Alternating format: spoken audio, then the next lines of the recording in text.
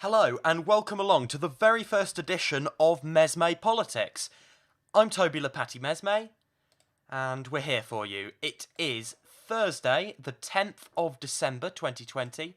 This is a brand new politics and current affairs show that will be focusing on politics in the UK, also in the US, and a broader outlook around the world from a left-wing perspective. So we'll be bringing you every single day 3 key stories. Be talking you through those. I'll be offering my thoughts and analysis from my political perspective. You can offer your thoughts in the chat. It's all live and it's 7 p.m. every single day, Greenwich Mean Time. Welcome along and apologies for being 5 minutes late. It always is a little bit of a struggle the first time you do something like this in terms of setting up the technology, because live streaming on YouTube is in many ways easier, but in many ways far trickier than it actually should be. I'm sure we'll be having a political debate about that at some point. First story of the day. Are we on the cusp of no-deal Brexit, or is all of this a bluff? Well, of course, we were promised an oven-ready deal. We were told during the last election when Jeremy Corbyn and the Liberal Democrats warned about a no-deal Brexit under a Boris Johnson majority government, we were told, no, that is nonsense. We are obviously, they did say they were preparing for no deal, of course, but they said, we've got a deal. It's virtually impossible that there will be a no deal. Well, that was the withdrawal agreement. It obviously passed, and like the flaky piece of hyped up nonsense garbage it was, it's fallen apart. And we're now facing a deadline, Sunday, where we may be reneging on everything and going for a no deal because of the intransigence of the European Union and the UK negotiating positions. So, Prime Minister Boris Johnson, what's he saying? Let's have a listen. I've just updated Cabinet on where we've got to with our friends and partners in the EU, and look, they agreed very strongly with me that the deal on the table is really not at the moment right for the UK, and I'll tell you why. There's a couple of things at least. The most important is that really just in the last couple of weeks they've brought back the idea of this equivalence between the UK and the EU, which basically means that whatever new laws they brought in, we would have to follow, or else face punishment, sanctions, tariffs, or whatever. And it was put to me that this was kind of a bit like twins, and the UK is one twin, the EU is another, and if the EU decides to have a haircut, then the UK has got to have a haircut or else face punishment, or the EU decides to buy an expensive handbag, if the EU decides to buy an expensive handbag, then the UK has to buy an expensive handbag too, or else face tariffs and punishment. And clearly that's not a sensible way to proceed. It's unlike any other free trade deal. It's a way of keeping the UK kind of locked in the EU's orbit, in their regulatory orbit. And the second thing, obviously, is fisheries, where many years now after people have voted to leave the EU, we wouldn't still have control of our waters, and that's no good. And so the Cabinet agreed very strongly that we're really not there yet at all.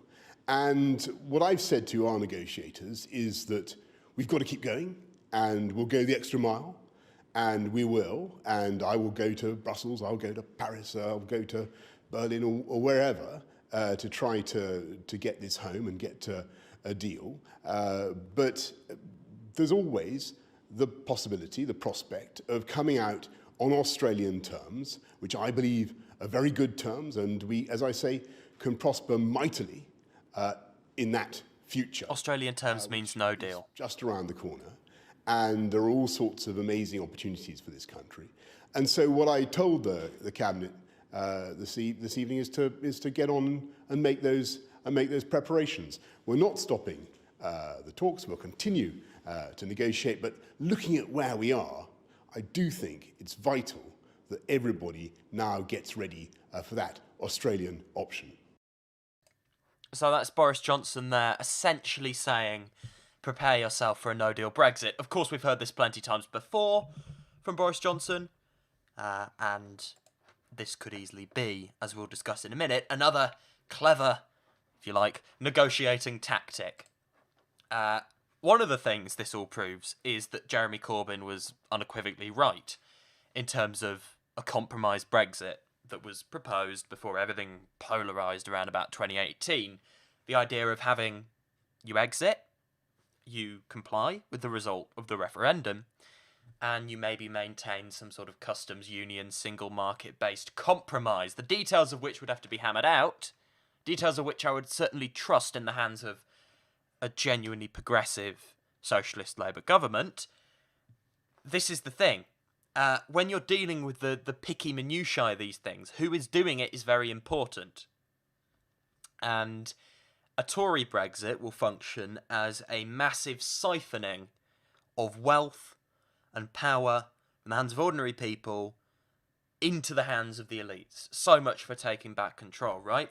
Whereas a Brexit run by people who had the interests of working class people in Britain at heart could be used as a huge opportunity to legitimately democratise huge swathes of functions of our economy and our trade. Now, what we've got right now is a cabal of free market, hard right libertarians. That's their perspective. That's what they're doing. Even though Boris Johnson isn't that ideological, the rest of them pretty much are. And at least on Brexit, on other things, they've capitulated back to a more traditional Cameroonist liberal position. They are still hard right on this. This is still the ERG negotiating Brexit for us, essentially. And we'll know that for sure if there's a no deal or not, because if there is a deal, that is going to piss off certain people in the Tory party and will be a very clear break that this government is taking from them. From the traditional power base that sustained Johnson in his time of exile from the cabinet way back when. Looking at this right now, as I say, because these people are bad faith actors, we are pretty much shafted either way.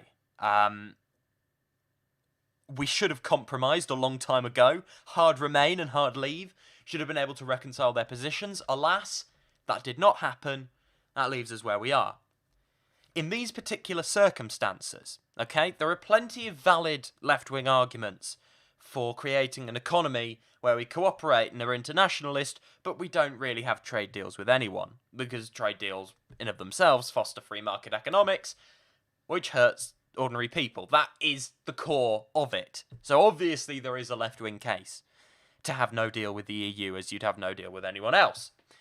In this case, no deal, and the tariffs, okay, the crippling tariffs that would result upon a no-deal exit next year would be catastrophic. They'd be catastrophic for jobs, catastrophic for livelihoods, and of course, they'd be catastrophic for the state of our economy, hitting not just big business and wings of capital that certainly would have wanted to avoid a no-deal Brexit, or even Brexit, but would rather have that than a socialist government.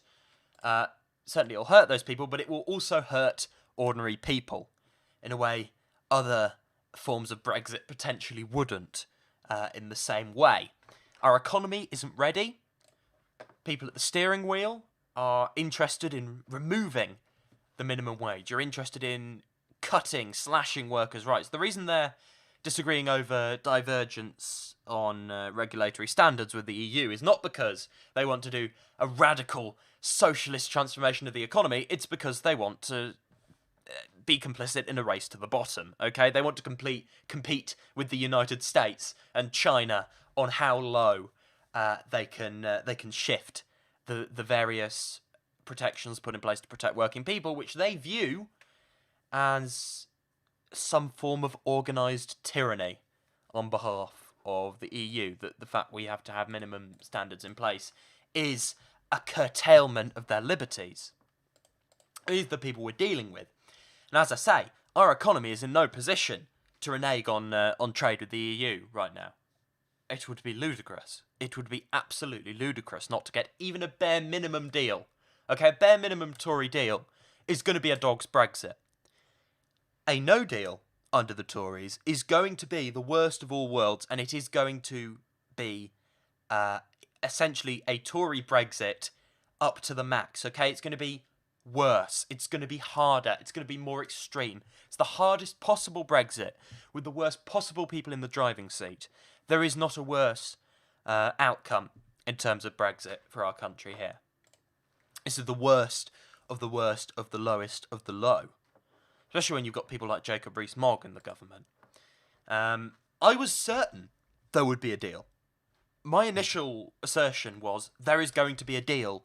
This is liberal panic. You know, it's like Russiagate. It's like, it's like Brexit. It's like all these different things that certain elements of the liberal elite will essentially go, right, you are not progressive unless you believe that Donald Trump is on the payroll of Vladimir Putin and that Brexit is... Any suggestion or criticism of the European Union is orchestrated by racist thickos in the north who have no idea what they're talking about and just hate immigrants. That's essentially as far as the dialogue goes. And obviously that's wrong. And I assumed that the panic about no deal was going to be the same as the panic was last time. It didn't happen.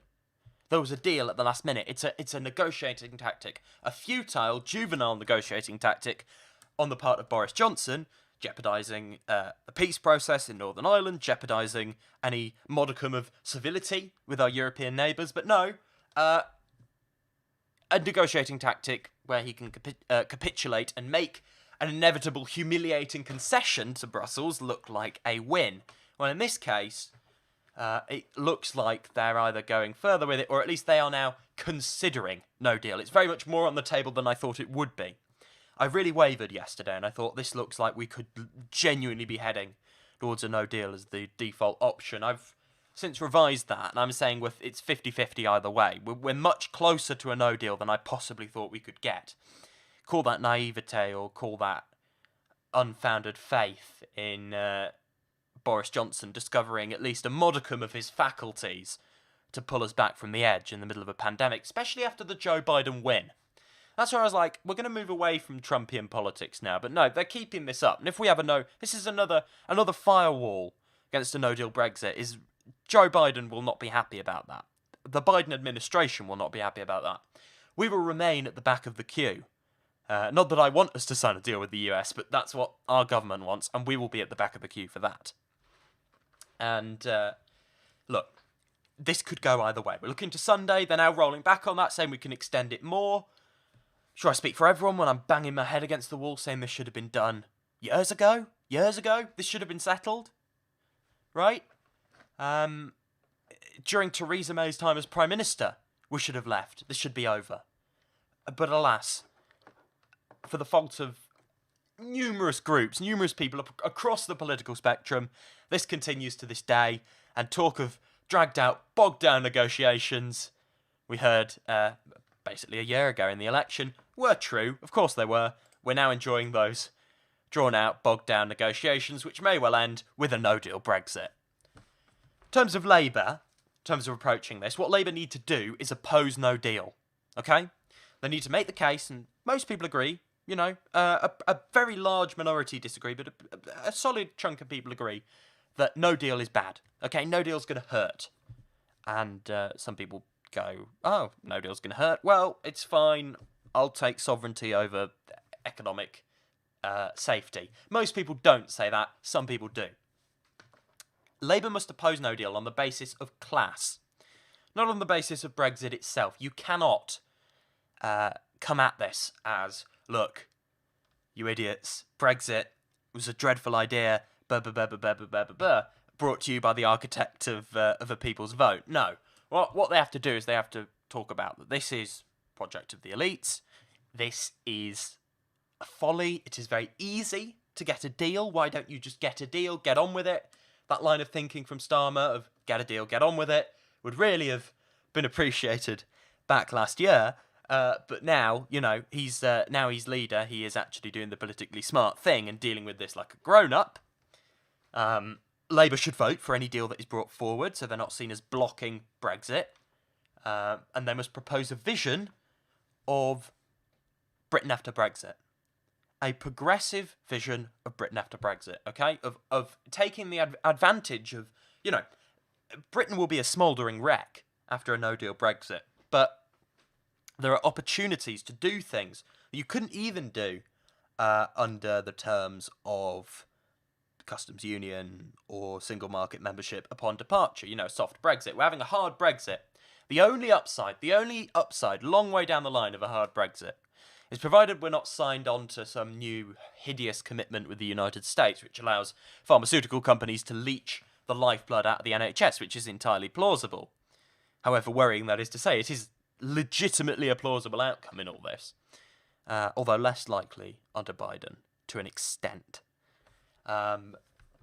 What we have the ability to do is we have the ability to take banking into public ownership. We have the ability to move heaven and earth to create a wholesale, radical reconceptualization of the economy. That's what Keir Starmer can propose at the next election. We need to see talk of a post-Brexit vision, because you can go big now. Okay, if we have no deal or a really thin deal, all bets are off. Okay, you can do what you like. The downside of that is these lunatics can do what they like now. The upside of that is down the line, after all that pain, when a Labour government is elected, which it will be after no deal, we have the ability to do things we could never have done well inside the European Union, or indeed under a soft Brexit. It's not an endorsement of hard Brexit, but it is, you take the opportunities. Dog's Brexit, might as well take the advantage of a dog's Brexit in amongst all the masses of shit that it will stir up. If we have no deal, and I will make this commitment now, I believe this wholeheartedly. If we have a no-deal Brexit, and we are not forced back to the table, we don't fix it, and indeed if we are, and we're, humiliated as a nation, as it will be framed, going back to Brussels begging for a deal when those crippling tariffs on beef hit.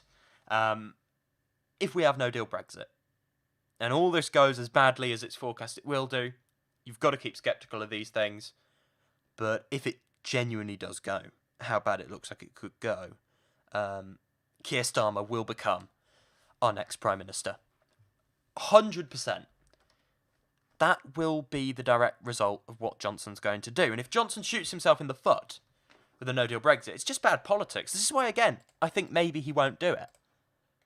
Keir Starmer will be the next occupant of number 10 Downing Street if we have a no-deal Brexit. That's full stop. If there's a deal, it goes back to how it was. If we have no deal, Keir Starmer will be the next Prime Minister. Full stop. Okay, that's enough on Brexit for one night. I did not think we'd be back on that, but hey, we are. Next story. It's our US story of the day, because we're going to do two British stories and a US story in the middle. That's the format we're sticking with for now. Hunter Biden, Joe Biden's son, is being investigated for tax-related issues. Okay? I'll give you a little snippet from CBS News of what exactly is going on. Hunter Biden, President-elect Joe Biden's son, has revealed that he is now under investigation by the U.S. Attorney's Office in Delaware. The federal probe, which dates back to 2018, is looking into his tax affairs. This comes just days before the Electoral College is expected to formally vote for Mr. Biden as the next U.S. president. Meantime, the president-elect is reportedly expected to nominate Katherine Tai as the nation's top trade representative. She currently serves as the House Ways and Means. So essentially what we're hearing here is not news. The Trumps made plenty noise about this during the election. The federal prosecutors in Delaware, this does show to an extent that Trump is likely indirectly involved. Could be politically motivated, okay? To an extent, this could be bad faith, right?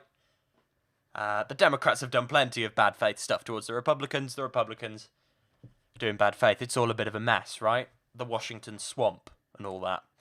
And, look, it has a modicum of independence to it. It is founded. The allegations have foundation. The fact it's federal prosecutors, anything federal while Trump's in the White House, makes me sort of raise an eyebrow. So like I say, Trump could be involved. Maybe not. Maybe it just is what it is. But it does strike me as a little bit weird that, people refused to investigate Hunter during the election because Trump was leaning on them. They were like, no, this is just awful optics. Now we're clear. Now it looks like Trump's on the way out. Suddenly, this crops up. Just before the Electoral College votes. Okay, that timing is suspicious to me. Now, Hunter Biden, right, immersed, up to the neck in nepotism and corruption. Okay, the Biden's children have, benefited. Biden's family have benefited financially from his office, his stature. That's just a fact. It's not particularly out the ordinary in Washington establishment politics. That is where we are, okay? We've got to accept that. Liberals shout about it. No, that is what it is. Now, beside that is the fact that the Trumps are so much worse. They have institutionalized, they've made nepotism an art form. The White House is essentially the Trump mafia right now. It's a Trump crime family, okay? That is, the people that ran, their whole family estate is basically a tax evasion scheme. These people are the big fish, okay? These people have no moral high ground to criticise the Bidens. And it makes the Hunter Biden stuff look like small fry. This will not matter politically, down to a number of things. First of all, sexism. Hillary Clinton with the emails, which admittedly were to an extent bigger than this, although maybe it's an equal degree of corruption. Hillary Clinton with the emails was put through the ringer by all corners of the media, and it did have an effect on the election, almost certainly, because it fed into the image that this woman is not to be trusted, this woman is shifty, etc., etc., etc. At the same time, alongside that, and the allegations against Hunter, the allegations about Clinton, both completely legitimate, but used in bad faith and hyped up by GOP nutcases. Thing is, it's sexism, right? Because Biden is a white man and his son is a white man, they will not really be scrutinised in the same way. It's like, Trump avoids taxes, that's clever. Clinton doesn't open emails, must be an evil woman. Stop her.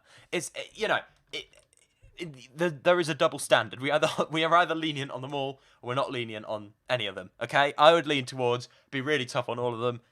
Not going to happen, okay? Because if we were tough on all of them, Trump would literally be in jail. And, investigations into Clinton would have gone further, and Hunter Biden could easily be in jail. God knows. But that is where we are. Obviously, all this is alleged. And I wouldn't presume to know anything that anyone else doesn't know. Obviously, I don't. Again, it's all allegations, so please don't sue me. I just thought I'd put that in there. But with the compliant media, with the comparison to the Trump administration, that literally people are in jail off the back being in the Trump administration, I don't think this is going to hurt Biden politically. I think it's going to blow over. Now I've said that, it's going to turn into the next Watergate, but honestly, I think they'll be fine. Let's focus on the whole thing, right? Let's focus on the broader issue of corruption in Washington. Let's not trip over ourselves on this. Let's not fuel the attacks of bad faith actors. Let's focus on the whole thing. This is just a symptom of the broader culture in Washington, which needs to change. It applies to the Trump administration. It applied to the Obama administration. It will certainly apply to the incoming Biden-Harris administration. And our last story of the day for you, Lisa Nandy capitulates to Russia fear-mongering and old hawkish orthodoxies. So Lisa Nandy, she had a foreign secretary, leadership candidate, came in third, sort of the dark horse candidate, embraced by the Labour right, and also the soft left that didn't dig that Keir Starmer was a white man. That was essentially her thing. She was towns, Starmer was cities, as it were. And I'll just give you a little clip of her. She's going to be proposing, this is the first big vision thing Labour's been doing. Apparently we're going to hear more on Starmer's vision around the time of Biden's inauguration.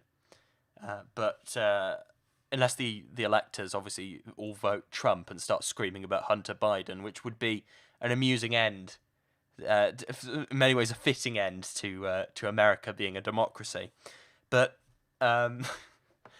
Lisa Nandy, Shadow Vice Secretary, is going to be proposing Labour's vision in terms of, quote, a progressive foreign policy. And if that doesn't fill you with dread coming from Lisa Nandy, take a gander at this from July. In elections across European democratic countries over several years that has for dialogue. Well, I think we got it wrong on Russia, and I made a feature of this during the Labour leadership campaign because I felt that it really needed to be said. When the Salisbury attacks happened, we prevaricated, we equivocated, we called for dialogue at a moment when chemical weapons had been used on the streets of the UK. And what that did was not only to let an authoritarian regime that has invaded its neighbours, that has interfered in elections across European democratic countries over several years, that has had an appalling record of human rights against its own people, against LGBT people, Muslims and other minorities, and used chemical weapons in the streets of the UK. We didn't just let them off the hook, we also let the Conservative government off the hook, because I believe the Conservatives have been desperately slow to wake up to the threat that is posed by the current Putin administration, and we should have been much quicker to act in relation to that. And by prevaricating about issues like Salisbury, we let the Tories off the hook. I strongly believe that that has to change, and that we have to have a much more strategic approach to Russia. But at the current time, what we've got is a government that, on the one hand, in the Foreign Office, is saying that they're going to take strong steps to freeze the assets of Russian officials who were involved in the murder of Sergei Magnitsky and others. On the other hand, we've got another government department. So essentially what we see here is a continuation of Russiagates. Okay? The words themselves, you know, we don't want people poisoned. Great. Fine. All that stuff. It looks reasonable, it looks normal. But if you really analyse what's being said, we're hearing all the same language, the same cliches of hawkish foreign policy. This is not progressive foreign policy. These are the minds at work here, right? So, ramp up hostilities with Russia. Do a number of illogical things on the world stage that are all related to image rather than genuinely advancing the cause of human rights and peace, you know? Bodies are cast aside as a worthy sacrifice in order to ramp up tensions. You know, basically Lisa Nandy and New Labour is buying into the continuation of the myth of Britain as some moral power on the world stage, right? You're drinking the Kool-Aid and you're basically believing that there's anything particularly morally good about us, that we've done particularly good things on the world stage, that we have any moral high ground to talk about interfering in elections. The West certainly doesn't. Any high ground to talk about political assassinations. Did you see what happened in Iran? We don't have... basically, this is not a progressive foreign policy. It's an orthodox Western foreign policy. Call it what it is. Because you have certain wings of the Tory party now less keen on intervention, because they're coming from a right-wing libertarian perspective, which to an extent crosses over with the Eurosceptic side of the Tory party, because they're now running the show, the left wing of capital, if you like, of the military-industrial complexes, are basically going, right, now, under new management, to look credible, to win votes in the Red Wall, Labour will now talk up defence. They've already said the Tories aren't spending enough on defence. We've got all that happening. We're now going to have, look, who can be tougher on... the idea, not the actual, the idea of Vladimir Putin, right?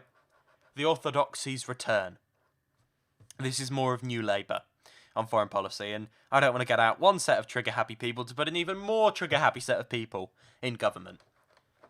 Let's talk about climate, okay? That's a big area. We can do stuff on foreign policy. You know, toss aside the old alliances, just deal with climate. And tie that to human rights. Talk about reparations to the global south and countries that we previously wronged. Talk about human rights. Okay, genuine commitment to human rights that crosses any old divide, and a disavowance of Western tyranny around the world. Let's be an independent cell that uses our that uses our clout, our remaining soft power on the world stage, which is dwindling and waning, in order to be a voice, fearless voice for human rights. Okay, and be that in China, be that in America, be that in Russia, be that in Israel. Okay, be a voice for the oppressed wherever they are, rather than, when it's convenient to us, to bash a power which I have no love for, Russia, with its authoritarian brand of conservatism. But no one wants that system. But let's actually comprehensively do it, rather than just to bash another power because it happens to be providing a bit of a counterbalance to Western hegemony. That's my view.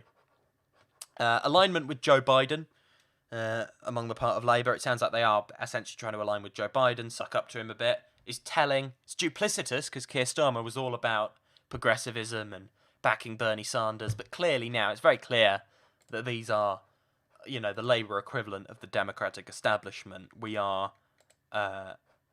They may on paper be committed to progressive things, but in their hearts they are clearly shifting towards a traditional centre-left rather than soft-left approach. We will see what happens. We will see the manifestos. We'll see how they do in the local elections in 2021. See what sort of effect that has. But all in all, it's worrying. Now, a change in tone will repair perceptions. We all know the perceptions of Labour on defence. We all know the squalid, depraved demonisation of Jeremy Corbyn in the British press that made people basically believe he wouldn't keep them safe. And people now think Labour won't keep them safe. People also believe the myth that we need a huge defence, massive interventionist military in order to keep ourselves safe. Now, anyone who proposes slashing the military in this country is basically committing political suicide. That argument has not been won. Will probably not be won for a very long time, if at all.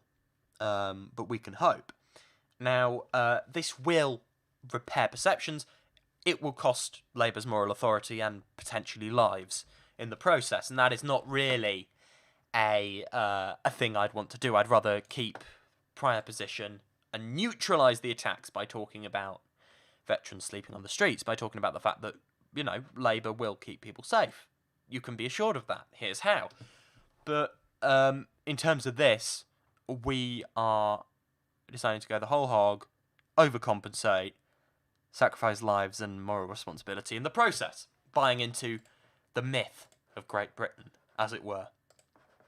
And a final point, a genuinely, quote-unquote, progressive foreign policy would be reparations and mutual cooperation around the world with no strings attached. It would not be, let's get tough on Russia. That's not a progressive foreign policy. That's called Western foreign policy. It's been practiced for a long while. We know where it is, we know where it leads, we know it doesn't work, we know it's absolutely pointless. Thank you very much for listening to the show today. We will be back at 7 p.m. Greenwich Mean Time tomorrow for your Friday show. I've been Toby Lepati Mesme. This has been the very first edition of Mesme Politics. Thanks for listening.